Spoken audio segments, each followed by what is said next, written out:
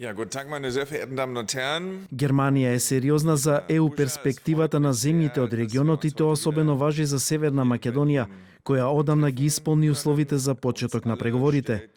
Затоа минатата година многу се заложивме за одржување на меѓувладината конференција, но тоа не беше можно. Сега го поддржуваме португалското претседателство да го направи тоа. Не само што тоа го сметаме за логично, туку и за неопходно.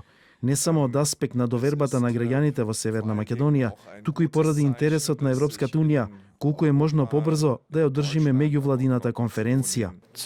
Ние веќе 11 пат добиваме препорака за почеток на преговорите.